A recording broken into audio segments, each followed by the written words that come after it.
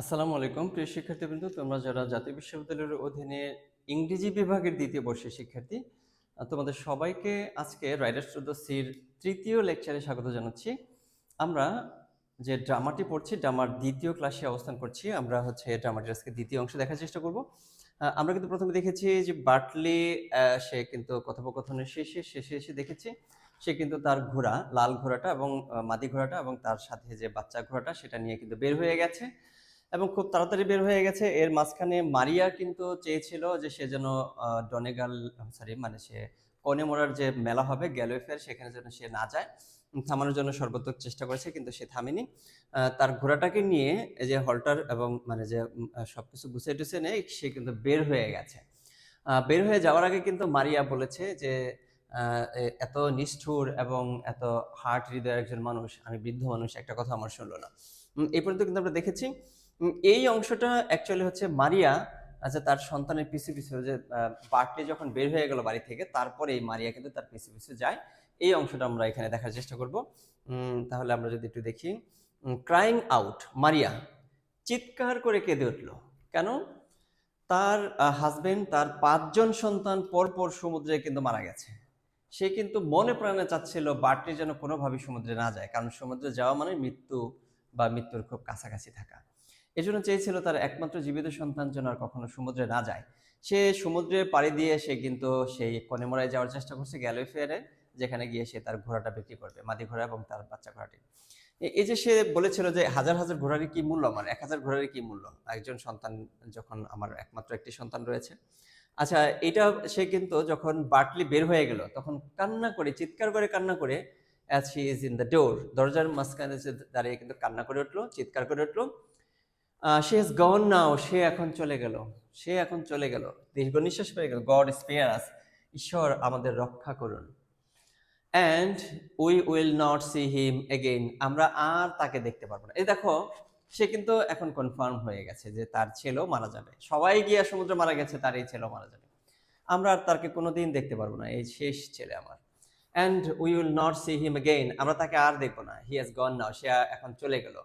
And when the black night is falling, যখন এই অন্ধকারাচ্ছন্ন রাতটা পড়বে, রাতের পতন মানে ঘটবে, I will have no son left, আমার আর কোনো সন্তান বাকি থাকবে না ইন দ্য ওয়ার্ল্ড, এই পৃথিবীতে। এই দেখো কি একটা মারাত্মক কথা কিন্তু বললো, কাদের সামনে কাদের চিৎকার করে বলতেছে সে। বার্টলি চলে গেল ঘোড়া নিয়ে, তখন কিন্তু তার মা চিৎকার করে এই কথাগুলো বলছে। কাকে? বার্টলিকে। বার্টলি কিন্তু এটা শুনছে, যাচ্ছে এবং বের হয়ে যাচ্ছে এবং কথাটা শুনছে। কি বললো এখানে? এই যে আমি আজকে রাতটাই শেষ, আজকে রাতটা যখন নামবে তখন আর আমার পৃথিবীতে কোনো সন্তানই জীবিত থাকবে না, এরপরে আর তাকে কোনোদিন আমরা দেখতে পারবো না, সে চলে গেল, শেষ। দেখো ক্যাথলিন, এখন ক্যাথলিন বলতেছে, why won't you give him your blessing, তুমি কেন তোমার আশীর্বাদটা দিচ্ছ না তাকে? সে একজন লোক বাইরে যাচ্ছে, তার সাথে এই আচরণ করা কি তোমার ঠিক হচ্ছে? And he looking around in the door, সে দরজার চারদিকে তাকালো। Isn't it sorrow enough is on everyone in this house without your sending him out with an unlucky word. দেখো, একটু চারদিকে তাকিয়ে দেখো তো, আমাদের বাড়িতে কি দুঃখে কষ্টের কমতি আছে? কম আছে নাকি দুঃখ কষ্ট? এই যে একজন মানুষ সে বের হয়ে যাচ্ছে, তাকে এই খারাপ কথাগুলো তুমি বলে দিচ্ছ, এই কথাগুলো, এই আনলাকি ওয়ার্ডগুলো তাকে বলছো বিহাইন্ড হিম, তার পিছে পিছে। And a hard word in his ear, এবং সে চলে যাচ্ছে, তার কানে কানে এই কঠিন শব্দগুলো তাকে বলে দিচ্ছ। এটা কি বলে দেওয়া তোমার ঠিক হচ্ছে কিনা? এটা বলে দেওয়া তো তোমার কোনোভাবে ঠিক হচ্ছে না। Maria takes up the tongs and begin raking the fire aimlessly without looking round. Maria এখানে দেখো আগুনে, সে রাগের চোটে কিন্তু রাগ উঠছে, তার মন খারাপ হয়েছে, রাগ উঠেছে, সে হতাশ হয়ে গেছে, এগুলো করে আগুনটা একটু এলোমেলো করে খোঁচাচ্ছে। নোরা টার্নিং টুয়ার্ড হার, তার দিকে তাকিয়া, দেখো you are taking away the turf from the cake, দেখো তুমি যে জ্বালানির যে কেক এটা আছে, কেকটার দিকে একটু তাকাও, দেখো এখানে সরিয়ে নিয়েছো তুমি। ক্যাথলিন ক্রাইং আউট, চিৎকার করে উঠলো Cathleen, the son of God forgive us, ঈশ্বর পুত্র তুমি আমাদের রক্ষা করো বা তুমি আমাদের ক্ষমা করো। Nora we are after forgetting his bite of bread, এই যে তাকে যে রুটির টুকরা করে রুটিটা দিয়ে দিব, এটা তো আমরা ভুলে গেছি। এই লোকটা যাবে সারা রাত্রি তো আর সেই এইখানে যায় কিছুই খাইতে পারবে না। নৌকার মধ্যে তার কিছু নাই, বা সমুদ্রে যখন যাবে তখন তো সবাই যার যার খাবার নিয়ে যাবে। এ তো আর খাবারটা নিয়ে গেল না, তাহলে সারা রাত তো তাকে না খেয়ে থাকতে হবে, তাহলে করলামটা কি আমরা? একটা ভুল হয়ে গেল। সে come over to the fire, সে মানে কি করলো, আগুনের দিকে একটু আসলো। Nora, and it is destroyed, he will be going till dark night, and he after eating nothing since the sun went up. দেখো এই যে অন্ধকারাচ্ছন্ন পুরো রাত্রি তাকে না খেয়ে থাকতে হবে, সেই সূর্য যখন উঠবে তখন হয়তো সে কিছু একটু খাইতে পারবে। ক্যাথলিন বলল, turning the cake out of the oven, ওভেনের দিকে, চুলার দিকে তাকে, যে কেকের দিকে তাকে, সে বলল, it is destroyed, he will be surely. সে দেখো একদম সর্বনাশ হয়ে গেছে, সে না খেয়ে থাকতে পারে তাকে সারাদিন, সারাটা রাত্রি। There is no sense left on any person in a house, এই বাড়িতে বসবাস করার কারোর কি কোনো আবেগ, জ্ঞান বুদ্ধি নাই, সেন্স নাই, হুশ বুদ্ধি নাই। আর an old woman will be taking forever. আচ্ছা দেখে মারিয়া সেস হার অন হার স্টুল, মারিয়া তার পিড়ি থেকে উঠলো এবং বলল, cutting off some of the bread and rolling it, এটা কিছু একটু কেটে নাও এবং এটা একটু মানে রুলিং করে দাও, রুলিং করে দাও ইন এ ক্লথ, একটা কাপড়ের মধ্যে, একটু মারিয়ার কাছে। Let you down now to the spring well, দেখো ঝর্ণার কাছাকাছি তুমি একটু তাড়াতাড়ি যাও। কাকে বলতেছে? মারিয়াকে বলতেছে, মানে বৃদ্ধ মাকে বলছে। And giving him this and he passing, এগুলো যখন সে এই যে এটা পার হয়ে যাবে, যখন যাবে তখন তুমি তাকে এই খাবারটা একটু দিও। এইটা কেন বলে, এটা বলার একটু কারণ আছে, আরেকটু আমরা পড়ে নিই। অ্যান্ড এখানে দেখো, he will see him then and the dark word, তুমি যখন তাকে দেখবা এবং তুমি যে খারাপ কথাগুলো তাকে বলে দিলে এতক্ষণ, উইল বি ব্রোকেন, এগুলো সব মানে ভেঙে যাবে, নষ্ট হয়ে যাবে, প্রভাব দূর হয়ে যাবে। এই যে খারাপ কথার প্রভাবটা হয়তো দূর হয়ে যাবে। তার সাথে তুমি আরেকবার দেখা করো, খুব ভালো করে তার সাথে কথা বলো, খাবারটা দিয়ে আসো, এতে তার মনও ভালো হবে এবং খারাপ কথাগুলো কেটে যাবে। You can say God speed you and the way he will be easy in his mind, এই যে এটা বললে কি হবে, সে একটু হয়তো স্বস্তি পাবে, ভালো লাগবে তার। মারিয়া টেকিং দ্য ব্রেড, এই যে খাবারটা নিল, will be in it as soon as himself, আচ্ছা দেখ খুব দ্রুত, যতটুকু সম্ভব দ্রুত সে নিল। Kathleen, if you go now quickly, তুমি যদি দ্রুত যাও, যাইতে পারো যদি, এটা চেষ্টা করো। মারিয়া স্ট্যান্ডিং আপ আনস্টেডিলি, একটু টলমল হয়ে দাঁড়ালো, এবং সে তো একটু বৃদ্ধ মহিলা, এর জন্য।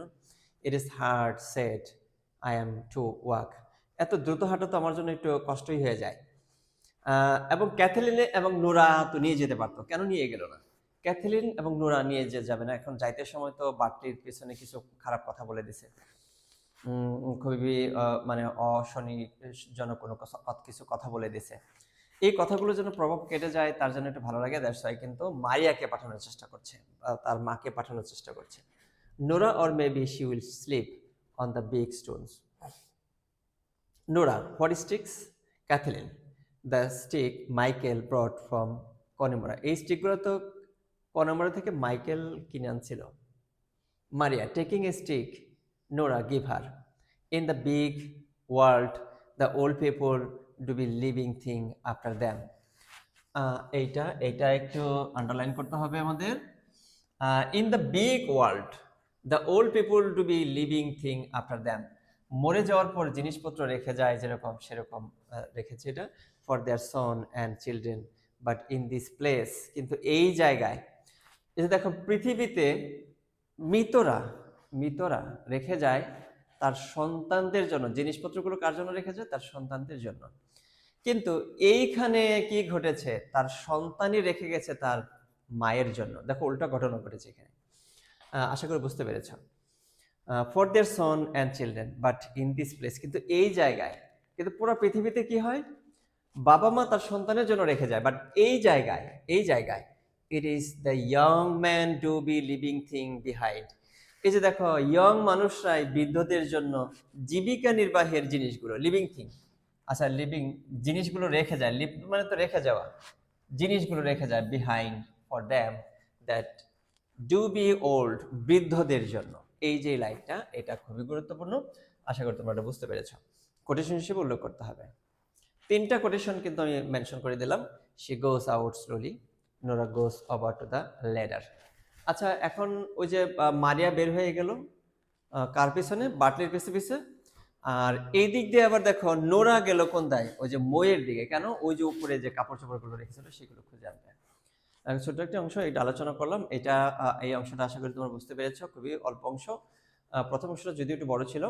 আশা করি তোমরা একটু মনোযোগ দিয়ে এই ড্রামাটি দেখছো এবং পরবর্তীতে যে লেকচারটি থাকবে এইখানে হচ্ছে ক্লাস 3 বা পার্ট 3 আমরা 5টি পার্টে ভাগ করেছি। ডিসকভারি অফ মাইকেলস ক্লথেস, এই যে মানে যে পোটলাটা প্রথমেই আমরা দেখেছিলাম সেটা এখন ডিসকভারি হবে। আশা করি এই ক্লাসটি পরবর্তী লেকচারে তোমরা দেখবে। ধন্যবাদ সবাইকে লেকচারে অংশগ্রহণ করার জন্য।